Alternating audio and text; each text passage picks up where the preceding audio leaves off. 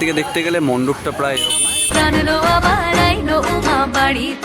টিনের ওপর তাদের যে এবার ভাবনা উৎসবের চালচিত্র প্রায় একটা কারখানার মতো ডিজাইন দিয়ে তৈরি হচ্ছে। হ্যালো দর্শক বন্ধুরা, welcome to Rohan Bengali blogs. আজকে আমি চলে এসেছি রাসবিহারী এরিয়ার একটি খ্যাতি নামক পুজো বাদামতলা আসার সঙ্গে 2024 দুর্গাপুজো প্রস্তুতি নিয়ে। তো চলো দেখা যাক তাদের 2024 দুর্গাপুজো প্যান্ডেলের প্রস্তুতি করা।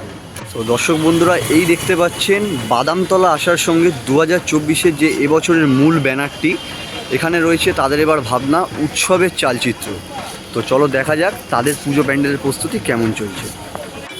সো দর্শক বন্ধুরা, এই হচ্ছে বাদামতলা আসার সঙ্গে মেন এন্ট্রেন্স এবং এই রোডটাতে কাজ চলছে যে বাসের মাচাগুলো, সেই মাচাগুলো বাঁধার কাজ চলছে। যেহেতু পুজো আর বেশি দিন বাকি নেই, এখানে ওই ব্যানারগুলো লাগানো হয়। এখানে এই দেখতে পাচ্ছেন এই জায়গাগুলোতে কিছু লোহা দিয়ে এরকম কিছু গেট টাইপের করা হয়েছে, যেই গেটগুলো হয়তো সম্ভবত পুজোর সময় কিছু ব্যানার এবং কিছু অ্যাডভার্টাইজমেন্টের কাজে লাগবে। এখানে এই দেখতে পাচ্ছেন দর্শক বন্ধুরা, বাদামতলা আসার সঙ্গ 2024 যে পুজো মণ্ডপ, সেই পুজো মণ্ডপ আস্তে আস্তে প্রায় অনেকটাই সেজে উঠেছে, যেহেতু পুজো আর বেশি দিন বাকি নেই। আর এখানে এরকম টিন দিয়ে একটা লম্বা ঘর টাইপের তৈরি করা হচ্ছে। এগুলো একটা ঘরের মতো ডিজাইনে তৈরি হয়েছে। হচ্ছে মণ্ডপের ভেতরের অংশটি, টোটালটাই এরকম।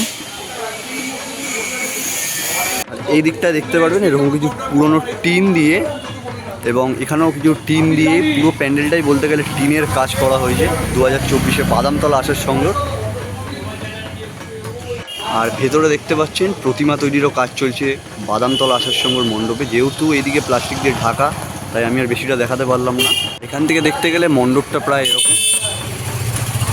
প্যান্ডেলটা দেখতেই পাচ্ছেন দর্শক বন্ধুরা, প্যান্ডেলটা প্রায় একটা কারখানার মতো ডিজাইন দিয়ে তৈরি হচ্ছে এই 2024 বাদামতলা আসার সঙ্গে মূল মণ্ডপ।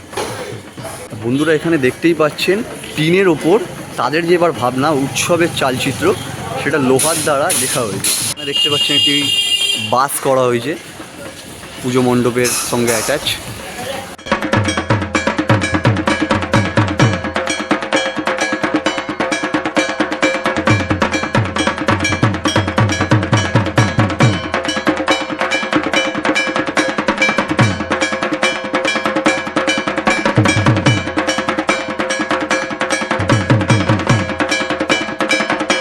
দর্শক বন্ধুরা, ভিডিওটি এখানেই শেষ করলাম। দেখা হবে আরও নতুন ভিডিও নিয়ে। ততক্ষণ চ্যানেলটি সাবস্ক্রাইব করে দিও আর বেল আইকনটি প্রেস করে দিও।